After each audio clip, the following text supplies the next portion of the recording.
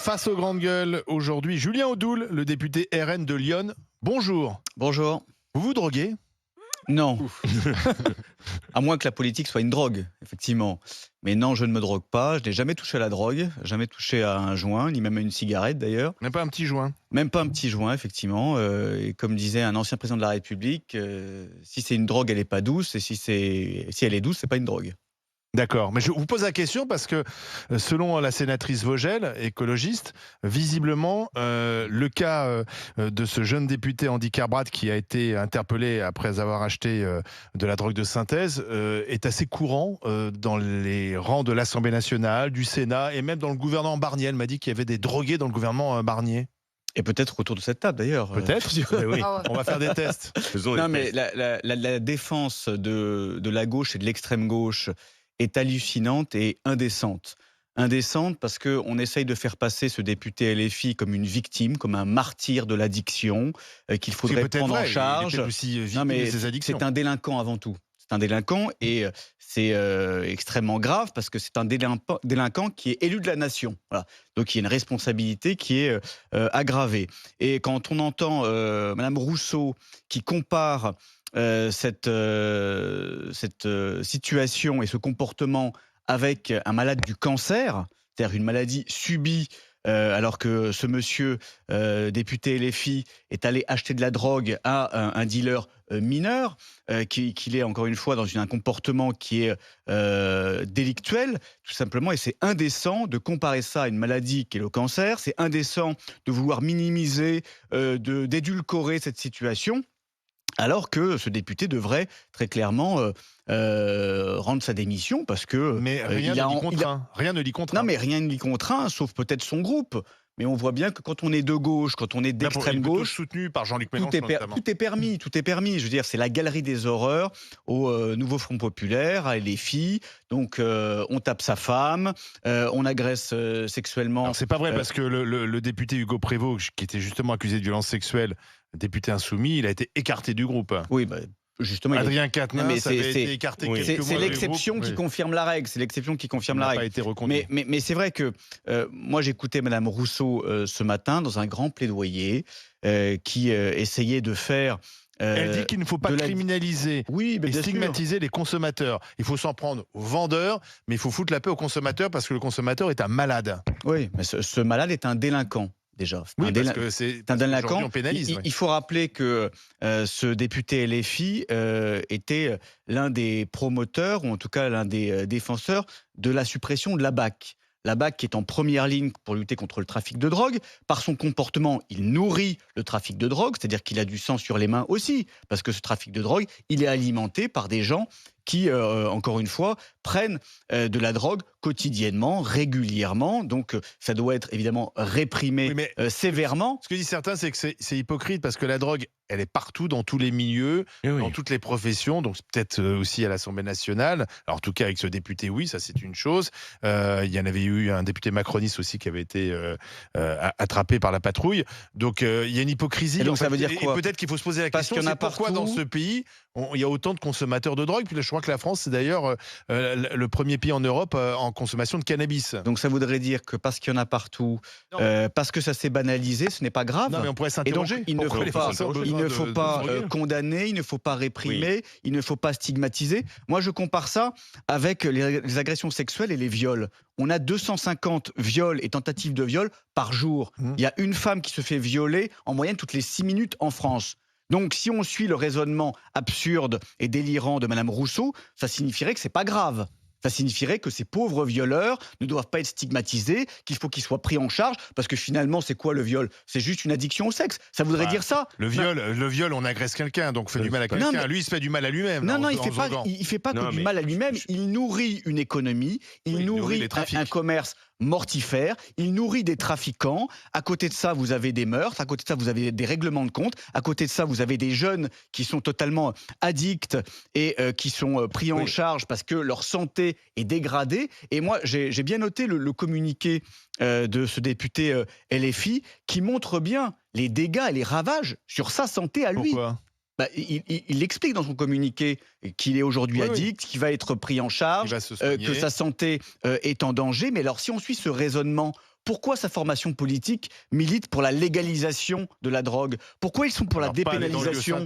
Pour le Non, cannabis. mais son communiqué, encore une fois, est une campagne contre la légalisation de la drogue. Frédéric Non, Farah. mais j'entends ce que vous dites, mais en même temps, le problème, c'est qu'on ne peut pas non plus occulter un vrai débat dans la société sur les addictions. Il ne s'agit pas de faire de l'addiction un prétexte pour justifier des actions diverses et variées, mais si dans une société, puisque vous voulez qu'on réfléchisse sur l'addiction, parce que moi je pense qu'il faut réfléchir là-dessus, au-delà même de la question de la drogue. Pourquoi on est dans un pays où on prescrit autant d'antidépresseurs? Pourquoi dans ce pays, effectivement, il y a des situations où les dépressions n'ont jamais été Michel aussi Barnier importantes? d'ailleurs dit qu'il veut s'attaquer à la santé mentale. Il y a un problème avec La santé mentale aussi de nos jeunes aujourd'hui inquiète. Donc je pense que la seule réponse répressive, même si effectivement il y a ce volet-là, ne suffira pas. Et il ne s'agit pas pour sauver le député. Je ne dis pas Oui, parce mon que toi, tu objectif. étais plutôt pour qu'il démissionne. Moi, je suis pour qu'il démissionne. Je ne suis pas du tout pour le sauver. Je ne suis pas là pour essayer de sauver le soldat Ryan. Je veux dire, c'est pas du tout ça. L'idée, c'est de se dire qu'il y a un vrai problème dans notre pays. Alors, ça ne veut pas dire qu'y répondre ou réfléchir nous fait adhérer à un laxisme, nous fait adhérer à l'idée tout est possible, faisons tout et n'importe quoi, tout va bien. Mais ce serait dommage, et c'est là où je veux vous interpeller, c'est que est-ce qu'il n'y aurait pas aussi, au-delà de la répression, de la lutte contre les trafics, une vraie réflexion? Que se passe-t-il dans ce pays? Pourquoi la santé mentale de nos jeunes, ça ne va pas? Pourquoi les addictions aussi répandues et qu'on ne peut pas systématiquement y répondre par une réponse policière? C'est juste ça. Et je ne voudrais pas aussi, une dernière chose, que parce que ce député a fauté, qu'on pense que tout un courant de la vie politique française pousse à n'importe quoi. Barbara, t'as marmonnié quoi? Non, mais j'ai dit, moi, je peux proposer une réponse à ta question, pourquoi la France, etc. Parce que la France est un pays éminemment politique, un pays, on pourrait dire même un pays d'idéalistes, de gens qui ont envie de croire à des grands idéaux, de se battre pour ces grands idéaux et d'essayer de dépasser... On est toujours déçus, donc on se drogue. Non, mais de dépasser notre condition. Or, la société de consommation, les réseaux sociaux, l'abrutissement généralisé fait qu'on a perdu tous ces grands engagements d'idéaux qui font que oui, tu es capable de transcender aussi ton petit nombril. Et à partir du moment où tu es systématiquement renvoyé à ton nombril, c'est-à-dire la société de consommation, les réseaux sociaux te renvoient à ta propre misère et que tu ne t'élèves pas à essayer de répondre à un projet collectif, qui soit d'ailleurs un projet politique, spirituel ou autre, tu te rabougris sur ton petit nombril. Et ton petit nombril, qu'est-ce que c'est? C'est « oh, je suis malheureux, qu'est-ce que je fais? Oh, je vais me bourrer la gueule, ou je vais boire, ou je vais fumer pour penser à autre chose ». C'est ça qui manque, c'est le manque d'idéal. Et peut-être que justement s'engager en politique, c'est être poussé par un idéal. Oui, c'est être que la poussé par un politique, idéal. pas que la Donc politique. après, peut-être que ce monsieur, il prend de la drogue pour autre chose, pour booster. Non, mais laissons ce monsieur un instant. Non, mais moi. Non, mais laissons ce monsieur un instant. Parce que chemsex, c'est plutôt c'est symbolique. Attention sur le chemsex, symbolique. parce que ce monsieur, on ne sait pas s'il a pris que pour lui. Peut-être qu'il était en train aussi d'entraîner ses D'autres partenaires gens. dans Oui, la bien sûr. pratique et dans la consommation de ça. Donc, Oui, parce que il le est peut-être pas chemsex, a que priori, pour c'est sa à propre plusieurs. consommation. Bon. Julien Audoul, Oui, on devrait s'interroger sur... Non, mais c'était une bonne question. Ces Français qui se droguent. Une politique de répression n'est pas incompatible avec une politique de sensibilisation, de prise en compte des addictions, soigner et punir en même temps. d'éducation. Mais moi, ce que j'observe, au-delà effectivement des politiques de santé publique, sur les effets de la drogue, sur les conséquences de la prise de drogue, c'est que dans notre société, et notamment dans l'univers médiatique, économique, la drogue, c'est tendance. En fait, le cinéma, Bah oui. le cinéma, certaines émissions, La certaines séries, finalement, le cannabis, c'est banal, c'est anodin, il faut même en prendre parce que ça donne un petit côté fun. Il y a tous ces messages-là qui sont véhiculés à la jeunesse, Oui, on a qui banalisé. finalement édulcorent et minimisent les conséquences sanitaires désastreuses de la prise de drogue. Donc il y a ça aussi. Et excusez-moi, là on parle d'un député qui doit servir d'exemple. Je ne dis pas que les députés doivent être parfaits, c'est des hommes et des femmes comme les autres qui ont des défauts, qui ont des travers. Mais là, dans un domaine aussi sensible, alors que notre pays est confronté à la guerre contre le narcotrafic, qu'est-ce qu'on dit aux familles de Marseille ou même aux familles de Dax? Parce que même dans les quartiers de Dax, la petite sous-préfecture des Landes, on a aujourd'hui des quartiers qui sont gangrénés par le narcotrafic. Et là, à Qu'est-ce qu'on Grenoble, c'est un dit jeune de 14 Mais ans bien qui sûr. vient d'être tué. Qu'est-ce qu'on dit à ces familles-là de qui trafic de drogue. subissent les conséquences de ce trafic en disant vous avez un représentant de la nation, un représentant du peuple qui doit voter des lois justement pour lutter contre ce narcotrafic et qui finalement enfreint ces règles et conduit à nourrir ces trafiquants. C'est ça qui est terrible. Voilà ce qu'on pouvait dire sur le député. En tout C'est cas, la gauche rien ne le pétarde. contraint à démissionner, donc il va Pétarde. peut-être revenir siéger là, une fois qu'il sera soigné, comme si de rien n'était. Ouais, j'ai même vu quelques vidéos de lui. Il y a peut-être des fois où il est venu et il avait consommé, hein, des trucs comme ça, hein. Moi, je suis Oui. persuadé que il a pu Attention, prendre la parole comme ça. Attention, attention. Non, mais Le budget 2025 est en discussion. On a appris ce matin que le Conseil des ministres pourrait entériner la possibilité pour le gouvernement d'utiliser l'article 49.3 de la Constitution. C'est pas non plus un scoop, puisqu'on sait que tous que ça se terminera par un 49.3, puisque Michel Barnier n'a pas de majorité. Mais peut-être parce que Michel Barnier veut aller plus vite, s'il n'arrive pas à contenir les choses à l'Assemblée. Bah, on voit qu'il y a à la fois de la part des macronistes et des députés les républicains de Laurent Wauquiez, il y a la volonté de faire tarder les débats et peut-être qu'il n'y ait pas de vote. Voilà, le nombre d'amendements qui ont été C'est ce que dit déposés Éric Coquerel est aussi. assez faramineux. Donc il y a cette volonté de retarder les débats. Nous souhaitons qu'il y ait un vote. Parce que, encore une fois, ce sont des orientations qui sont extrêmement importantes, que nous avons des amendements aussi à faire valoir, que nous avons un Oui, mais contre-budget tout ça, que nous avons oui, mais tout ça, pardon, c'est un proposé. jeu parce que vous allez faire voter des amendements et puis Michel Barnier, à un moment donné, il sifflera à la fin de la récré, il dira bon, retour à mon budget, Il y a hop, 3200 49.3. amendements, on n'en aura pas fini. Mais Non. c'est ça qui est malheureux. Mais commence à se terminer. Il les dépose. Michel Barnier est aussi, j'allais dire, la victime de la situation politique. Voilà, c'est pas lui qui l'a décidé. Non. Ah bah voilà. Il n'y a pas de majorité.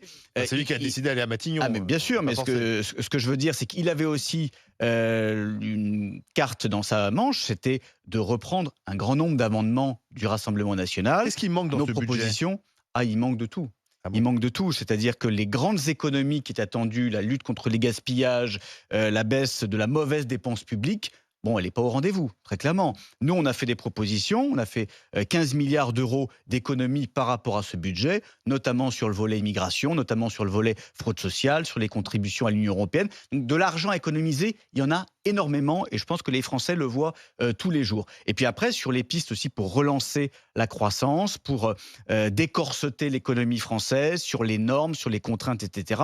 Là aussi, c'est pas au rendez-vous. Donc on a finalement un petit budget de continuité qui ne rompt pas avec les errements de Oui, mais 7 ans de vous voulez Macron. pas- Monsieur Odoul, voulez il pas ne vous aura censurer, pas- alors il ne vous aura pas échappé que vous n'êtes pas dans le gouvernement et que ceux qui sont dans le gouvernement, ce sont les Heureusement. macronistes qui ont Et la envie droite. que rien ne change et que M. Barnier, piégé par leur présence, ne soit condamné à continuer leur politique. Donc vous, pourquoi Enfin, je comprends que vous vouliez exercer un peu de pression sur lui, mais la réalité, c'est que la vraie pression qui est exercée, elle est exercée par les macronistes, pas par vous.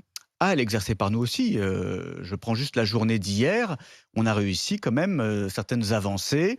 On a contraint le gouvernement à un projet de loi de finances rectificative. On a sorti les biens professionnels de l'impôt. Enfin, encore une fois, on arrive à peser dans le débat. Alors oui, c'est pas suffisant parce qu'on aurait aimé avoir la majorité, mais en tout cas, on est utile. Mais ce que Michel Barnier va comprendre très très rapidement, c'est que les élections législatives avaient été celles d'un moment de rupture. Les gens ont voté aux élections européennes législatives pour finir le macronisme. On ne veut plus de cette orientation et malheureusement, ils ont quand même la continuité avec un gouvernement introuvable et une majorité inexistante. Vous pouvez pas Alors, prononcer la pour censure. autant, Antoine Diers. Mais une ça, question. ça pourra arriver. Ah oui, la censure. La censure En tout cas, Elle va c'est- exclure de censurer elle n'est pas Barnier exclue. sur le budget. Mais c'est dans notre arsenal et nous verrons en fonction des débats, nous verrons en fonction du comportement du gouvernement et de l'aboutissement de ce projet de loi de finances si nous censurons le gouvernement. On est en plein débat budgétaire à l'Assemblée nationale. C'est compliqué pour Michel Barnier, mais ça on le savait parce qu'il n'a pas de majorité. On parle déjà du 49.3 qui pourrait être déclenché peut-être plus tôt que prévu pour faire passer ce budget. Question d'Antoine Diers. Oui, on parlait budget, vous évoquiez, monsieur le député, la nécessité de faire des économies. Et moi, c'est un discours qui me plaît bien, puisque je fais partie de ceux qui sont persuadés qu'on va vers un mur budgétaire absolu. Et pour autant, quand on regarde un certain nombre de propositions du RN, on est plutôt loin des économies. Par exemple, comment arrivez-vous à tenir le discours de nous devons faire des économies et en même temps essayer de remettre la retraite à 62 ans? Je vois vraiment là une incompatibilité profonde. Alors, est-ce que vous pourriez nous dire en quelques mots quelles seraient les économies du RN? Est-ce que le RN serait plus vertueux au plan budgétaire que ce qu'ont pu faire les autres Et sur jusqu'ici? les retraites, parce que c'est vrai que c'est une contradiction. Ben, C'est-à-dire que si on repart à 62 ans, ça ne va pas faire des économies. Alors, il faut être précis, on ne repart pas à 62 ans. Si on abroge la réforme. Non, mais c'est la retraite à 62 ans pour ceux qui ont 40 annuités de travailler et qui ont commencé à travailler avant 20 Oui, non, ans. mais pardon. Non, mais Non, donc, non, non, non, c'est si vous avez, non, parce que vous, c'est pas la retraite dans de 62 votre ans. niche parlementaire, vous proposez l'abrogation de la réforme de retraite. Donc, Ouais. si on abroge, on revient au système d'avant. Oui, non, mais On revient à 62 ans. On ne revient pas à ce que vous souhaitez, on revient à 62 ans. Notre Donc, là, tout projet d'un est très coup, clair. on envoie c'est un drôle de effectivement message. revenir sur la retraite Macron. Et d'ailleurs, nous comptons bien sur les députés de gauche qui ont fait de cet argument leur seule Non, mais proposition là, de c'est votre campagne. piège politique. Mais là, Ah moi, non, je c'est- parle non, c'est pas- vraiment. c'est pas un piège Qu'est-ce qu'on politique. fait au plan budgétaire? Non, c'est de la Quelles sont vos cohérence. solutions? Alors, Quelles sont vos solutions pour on a remettre ce pays proposé, je ne d'aplomb? sais pas si vous l'avez regardé dans le détail, on a proposé un contre-budget avec 15 milliards d'euros d'économies. Ces 15 milliards d'euros d'économies, on va les chercher donc, pour 4 milliards d'euros sur l'immigration, sur la transformation de l'aide médicale d'État en aide médicale d'urgence, sur les subventions qu'on accorde à toutes les associations immigrationnistes, c'est 750 millions d'euros par an qui contribuent à faire venir des migrants chez nous, au mépris de la sécurité des Français. Si on prend par exemple les retraites, c'est important, le minimum retraite, en fait vieillesse, vous avez 40% du montant qui est accordé à des étrangers qui n'ont jamais cotisé. C'est une source d'injustice majeure, ce sont des économies que nous pouvons faire. Sur la fraude sociale également, donc la fraude sociale qui représente, selon les rapports parlementaires, entre 20 milliards et 50 milliards d'euros par an, donc il y a beaucoup à récupérer. Sur également les contributions, nous souhaitons baisser les contributions que nous versons chaque année à l'Union européenne, parce que nous sommes perdants à tous les niveaux sur ce sujet-là. Donc ça fait énormément d'économies. Voilà. Donc, Et votre réforme des retraites par rapport à ça, elle pèse combien? mais c'est pas la réforme. Alors, c'est pas notre réforme des retraites, c'est revenir effectivement au schéma initial. Je suis persuadé que vous effacez largement les Non, pistes d'économie que vous pas venez du de nous tout. donner. Et donc en réalité, le corps, personne, plus cher dans les dépenses sociales. le Conseil d'orientation personne n'est en des mesure de retraites, faire des le Conseil économies. d'orientation des retraites a bien montré que la réforme Macron était totalement inefficace d'un point de vue économique. On parle juste d'un point Et de vue donc économique. revenir en arrière, ce serait encore pire. Je parle même pas d'un point de vue social, mais économiquement, la réforme C'est Macron, inefficace, donc on va la faire retraite. pire. Je comprends pas Mais l'argument. non, pas du tout. La retraite à 64 ans, telle qu'elle a été orchestrée par Emmanuel Enfin, la Macron, retraite à 62 ans, ça va pas faire des économies non plus. elle est Ça, tout le monde peut inefficace. comprendre. Encore une fois, on peut repartir sur le débat des retraites, Ouais. faire travailler plus mais- longtemps des gens qui n'ont pas d'emploi, qui sont déjà au Non, mais on parle chômage, pas d'eux. qui vont toucher le RSA, ça n'apporte pas un rond. On parle pas d'eux, on parle de ceux qui sont en emploi, qui peuvent travailler un peu plus longtemps. de Bah oui, l'État. mais quand tu as commencé à Oui, 18 ans et que tu as mais un travail encore pénible une fois, toute on ta parle pas vie et d'eux. que tu as déjà Eux, fait tes 40 annuités, tu vas pas continuer Non, à mais bosser il y On a- parle jusqu'à pas d'eux. 67. Pardon, mais Frédéric Farré, il peut travailler jusqu'à 70 ans, il est en pleine forme. Non, mais on ne te parle pas de ça. Bah, de toute Et façon, même, on je- travaillera. Non, mais attends. Et même, Mais je de vais toute façon, travailler. depuis la réforme Fillon, on est déjà. Moi, je Ben, suis à j'espère, 67. Barbara, Non, mais je suis à je te vois, 67. t'as une pêche d'enfer. Ouais, c'est ça. De toutes les façons, je suis allé sur le site C'est de pas la pour CNAP. nous, ma c'est génération pour les- n'aura les pas de métiers retraite, pénibles. alors. Oui. C'est pour Mais les ça, on métiers le sait. pénibles qu'on Et se. moi, j'ai qu'on tout à fait accepté mobilise. l'idée que même jusqu'à 75 ans, je serai au boulot et, Mais oui. Bah voilà. ça me pose zéro Donc, problème. Mais à oui. titre personnel. Donc, c'est Mais pas un nous- scandale de dire Mais que vous ça avez va des pas travailleurs longtemps. manuels. On est qui des ont, profs, c'est qui ont eu facile. des métiers difficiles, Voilà. qui ont Prof, porté c'est facile, des je charges note. lourdes, Non, qui ont mais c'est commencé plus à facile pour travailler moi de faire tôt. un effort que quelqu'un qui est sur un chantier, c'est évident. Bah, Oui, mais Voilà. attendez, ça va de attendez. soi. Oui, mais on peut On pas- est en on peut train, pas on est en train de définir refaire un le débat système uniquement retraite sur la alors personne qu'on travaillant parlait sur le budget. chantier. Et moi, Si, je dis on qu'il y a une parle réalité que sur la budgétaire. pénibilité. Et la réalité budgétaire, elle est telle qu'on a beau avoir Oui, toutes ces non, mais discussions, si on ne peut plus payer, Ben oui. si vous maintenez On peut pas payer. toujours ce type de réforme, 62 ans, etc., à la fin, c'est ma génération, les trentenaires, là, qui dans 40 ans mais seront complètement Mais non, assommés. mais parce vous que rendez ça pas- considère. vous vous rendez pas compte de la richesse de notre pays et des gaspillages qui sont faramineux. Moi, je me rappelle qu'il y a 2 ans, M. Macron a accordé 1 milliard d'euros pour soutenir la transition énergétique de l'Afrique du Sud. Quand on est capable de verser 1 milliard d'euros pour la transition énergétique d'un autre pays, c'est qu'on a des marges de manœuvre. Quand on est capable de verser 2 milliards d'euros par an pour l'entretien de faux mineurs isolés, c'est qu'on peut, encore une fois, faire d'autres choix budgétaires. Quand on verse plus d'1 milliard d'euros pour soigner des clandestins, 100% des clandestins qui peuvent soit bénéficier d'un anneau gastrique, soit d'une prothèse d'épaule, voire du recollement des oreilles. C'est vraiment des cas très rares. Non, mais vous savez. c'est dans le Oui. cadre de l'AME. Mais C'est dans vous le cadre de sortez l'AME. toujours ces cas, mais il y en a mais très peu. Mais je les sors parce que ça existe On et peut que c'est rectifier, choquant. bien sûr. Eh ben, les C'est implants autorisé. dentaires, c'est pas rare. Non, Et les mais- implants dentaires, non, ça mais- coûte cher. non, Parce mais que toi, quand tu te feras un implant dentaire, tu paieras plein pot. Un clandestin qui se fait des implants dentaires, c'est gratos, ça. Oui, Excuse-moi. non, mais hein, ça, Combien c'est de pas nul, hein. clandestins Non, se font mais des C'est implants 4000 balles dentaires un Non, implant mais, dentaire. Ah bah si.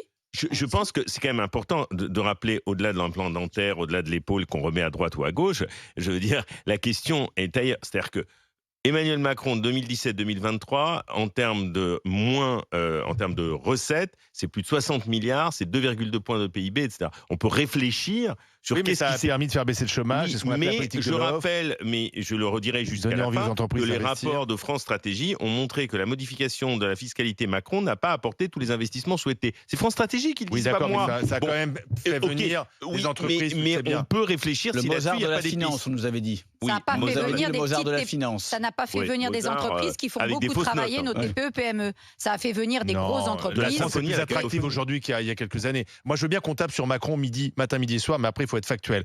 Mais c'est ce que je suis. L'attractivité de la France est meilleure aujourd'hui qu'il y a On a 7 fait ans. revenir de On a l'industrie. fait baisser le chômage, Rien du pardon, tout. il y a moins de chômeurs aujourd'hui qu'il y a 7 ans. Exactement. Non, Alors après, vrai, on peut c'est dire- pas c'est pas vrai. exact. Après, on C'est peut dire- Non, non, ce n'est pas l'apprentissage. Sur C'est toutes les- les C'est qu'une catégories. catégorie. Sur toutes Voilà. catégories. A, B, C, D, E, parce que les Exactement. chômeurs, c'est pas que la catégorie A. Voilà. Et d'ailleurs, je le rappelle, les chômeurs, c'est pas que la métropole, c'est aussi l'outre-mer Les qui sont dom-toms, toujours les dom- comptabilisés voilà. à part, Et c'est- et et qui je- est je une t'appelle discrimination Je parle bien. totale. Donc, toutes les catégories de chômeurs, on voit que le chômage, dans les faits, n'a pas baissé. Voilà. Exactement. Il y a eu des transferts de catégories. Il y a des gens qui ont Oui, été c'est sortis ce qu'on dit quand on est des pas d'accord avec catégories les Juste et des les écrans, apprentis et des qui ont écrans servi à radars. masquer ça.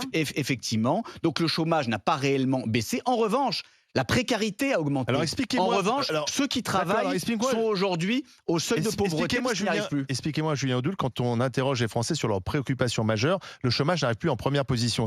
Pendant des années, c'était l'emploi. C'était vraiment la première préoccupation. Aujourd'hui, Mais c'est je vais plus vous dire l'emploi, pourquoi. c'est plus les questions de pouvoir d'achat, donc sans doute liées au salaire. Bah, C'est les questions d'immigration, de sécurité. Donc le Bah, fait c'est ce même qu'il dit, que c'est les la Français, précarité. le fait même que les Français disent l'emploi n'est plus un vrai problème, montre bien quand même qu'on a en partie résolu le problème petits boulots de où ce on vit chômage de masse qu'on avait en misérablement. France. En fait, pourquoi les Français disent ça aujourd'hui? C'est pas que le chômage a baissé, c'est qu'aujourd'hui, pour bon nombre de Français, c'est beaucoup plus sûr d'être au chômage et de toucher les minima sociaux que de travailler. Parce que vous avez des Français qui n'y arrivent pas en travaillant parce qu'ils sont écrasés par les charges. Et ils voient que les minima sociaux sont hauts et que les salaires sont bas. Voilà, donc le différentiel fait que quand vous retrouvez un travail, que vous devez mettre de l'essence dans votre réservoir, que vous perdez toutes les aides pour les crèches, pour les trucs, etc., ben finalement, vous vous dites que ça vaut pas le coup d'aller travailler. Et vous avez plein de gens qui, de bonne foi, veulent aller travailler, ne sont pas des feignants, Surtout comme peuvent des le femmes. dire des macronistes, et qui se disent, mais à quoi bon perdre de l'argent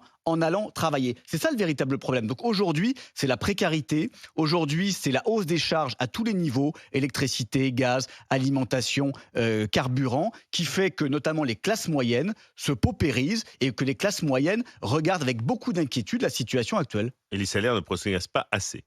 Antoine Diers. Les salaires ne Évidemment. progressent pas assez. Est-ce que vous êtes en mesure de dealer quelques mesures urgentes pour tous ces Un gens? mot à la mode. Non, non, mais pas de la drogue, vous avez bien Attention à compris. l'emploi sur mot de deal en ce De moment. négocier Un point quelques sur la mesures question. urgentes. Par exemple, je pensais à votre mesure, la TVA à 5,5 sur l'énergie. Vous êtes un groupe important à l'Assemblée nationale. Est-ce que vous allez mettre à profit ce poids politique pour obtenir des choses pour vos électeurs?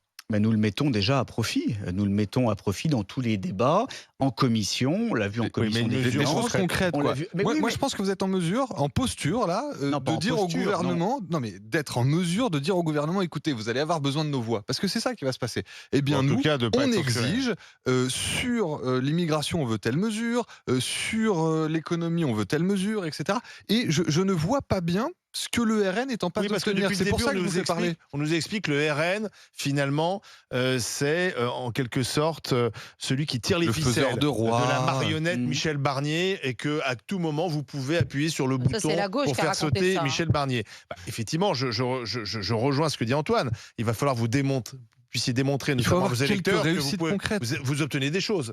Bah, déjà, Non, c'est de la com. Déjà, si l'augmentation de l'aide médicale d'État a été mise à la poubelle, c'est grâce au Rassemblement national qui est monté au créneau. Si nous avons un énième projet de loi immigration, c'est parce qu'il y a une pression du Rassemblement national et que nos électeurs le demandent. Vous-même, vous dites énième, c'est-à-dire que vous n'y croyez pas non plus. Mais encore une fois, eux font de la communication parce qu'ils voient bien qu'ils sont obligés d'en faire. Nous allons regarder de près ce qui va dans le sens de l'intérêt des Français. Michel Barnier le sait. Voilà. Mhm. Il sait que il y a 11 millions de Français qui, derrière les 143 députés du RN et de l'UDR, voilà, attendent des mesures concrètes la en matière fameuse- d'immigration, de pouvoir d'achat. La fameuse dose de proportionnel que vous réclamez depuis des années. Ouais. Il faut dire, écoutez, Mais on oui, va mais voter ce Barnier a dit qu'il texte-là. n'a pas il a contre ouvert la la porte. discussion. Moi, Il a ouvert la porte. je suis persuadé que que le gouvernement Barnier va vous faire espérer des choses et que vous allez être en soutien pendant 2 longs mois, vous allez participer à ce qui se maintienne au pouvoir et qu'à la fin, vous n'aurez pas obtenu grand-chose. Alors nous ne sommes pas en soutien. C'est le magicien Barnier qui est en train de vous envoûter. Voilà. Vous savez, des magiciens, Houdini. on en a vu, on en a entendu pendant des années, donc on n'est pas dupe de ces manœuvres et la communication ne prend plus. C'est-à-dire que le Pardon, phénomène Retailleau ne va pas nous Oui, mais moi, je illusionner. connais des On en a eu électeurs- des dizaines de J'ai Retailleau. des électeurs du RN qui disent je ne comprends pas pourquoi on ne censure pas tout de suite Michel Barnier. Michel Barnier, c'est le système. Il était ministre il y a longtemps. Il reproduit des choses finalement qui ont été faites. Il gouverne avec des macronistes et on n'a pas voté RN pour finalement soutenir Michel Barnier. Est-ce qu'il n'y a pas un danger à un moment donné? Voter RN, c'est un vote de rupture. C'est on renverse la table et on veut autre chose. Est-ce qu'il n'y a pas ce danger-là? C'est-à-dire plus vous attendez en espérant je ne sais pas quoi d'ailleurs, et plus vous risquez de décevoir vos propres électeurs. On n'allait pas censurer a priori. Nous, on n'est pas d'accord, comme la ça, on a gauche et compris. l'extrême gauche qui maintenant, vous avez un brandit budget, là, vous la savez ce qui- censure tous les 4 matins parce que ça fait bien de censurer. Nous voyons l'intérêt de la France et des Français. On voit bien que la situation politique, elle est bloquée. Elle est bloquée jusqu'au mois de juin prochain, quoi qu'on en dise. Voilà, C'est-à-dire que si vous faites il tomber pourra pas y Barnier, avoir il n'y a dissolution. pas de plan B quoi, derrière. Mais il pourrait y avoir Un autre plan B. Non, mais encore une fois, nous gardons la censure dans notre arsenal. On pourra la dégainer le moment venu. Mais là, avant le projet de loi de finances, il n'y avait pas d'intérêt. Nous allons regarder sur pièce ce qui est voté. Voilà, quel sera ce projet de loi de finances. Et le moment venu, on pourra toujours censurer le gouvernement. Fallait faire, hein. Mais est-ce que économiquement, ce qui faisait votre marque de rupture ou de renverser la table, au-delà des questions migratoires, est-ce que ce n'était pas quelque chose sur lequel vous avez maintenant passé ou oublié, qui était votre rapport à l'Europe? Vous étiez critique de l'euro, on ne vous entend plus là-dessus. Vous étiez très critique de l'Union européenne, vous dites que vous voulez retirer un peu les contributions, etc. En fait, comme si vous avez édulcoré votre rapport à l'Union européenne pour être mieux accepté par les autres. Est-ce que c'est pas ce qui s'est passé? Parce que finalement, sur l'euro, vous aviez une critique, puis ça a disparu. Qu'est-ce qui s'est passé en cours de route? Il y a eu quelques années. Hein, Oui, c'est oui, depuis oui. 2017. Hein, Oui, je sais, mais il y a quand eu même, de l'eau qui a coulé sous la mais selle. c'est une question Pour la centrale aujourd'hui dans l'organisation européenne, de la question de la croissance, de la question monétaire, une question centrale. On vous entend plus. Donc la question que je pose, qu'est-ce que vous dites là-dessus? Est-ce que c'était pas aussi ça votre caractère tranchant sur lequel vous avez abandonné? C'est-à-dire finalement, on prend l'Europe telle qu'elle est finalement. Non, bon, on n'a pas abandonné, nous sommes des pragmatiques. L'Union européenne, elle a changé ces dernières années. Regardez les gouvernements, notamment en Europe centrale et orientale. Regardez les politiques qui sont mises en œuvre, notamment au Danemark. Le Danemark, gouvernement social-démocrate, reprend notre politique migratoire. Voilà, nous sommes Oui, en matière évidemment économique. satisfaits, mais nous sommes des pragmatiques. Et nous, ce que nous disons, c'est que l'Union européenne n'est pas une mauvaise chose si elle sert les intérêts français et si nous pouvons réorienter des politiques, si nous pouvons faire du patriotisme économique, si, encore une fois, l'Union européenne nous permet de garantir la souveraineté, nos souverainetés indispensables. Aujourd'hui, c'est possible à condition déjà de gagner l'élection présidentielle, premièrement, qu'on ait un gouvernement Rassemblement national, ça c'est une condition sine qua non, et ensuite nous avons un groupe puissant au Parlement européen qui va agir, qui va influencer sur ces politiques. Dernière question, je suis désolé, mais on va quand même parler du procès du FN, parce que vous avez été entendu hier, en 2014, puisqu'on parle de ces années-là, vous étiez un jeune attaché parlementaire, et visiblement, vous ne connaissiez, très jeune, vous ne connaissiez pas la députée européenne pour qui vous étiez censé travailler. Il y a des mails qui ont été notamment lus à l'audience, qui sont assez accablants, où vous dites à un moment donné, vous demandez, je crois, à Marine Le Pen, ce serait bien que je rencontre celle pour qui je suis censé travailler. Donc en fait, vous étiez assistant parlementaire, mais vous faisiez autre chose que de travailler pour cette députée européenne. Je ne vais pas refaire l'audience, le lendemain de l'audience. Voilà.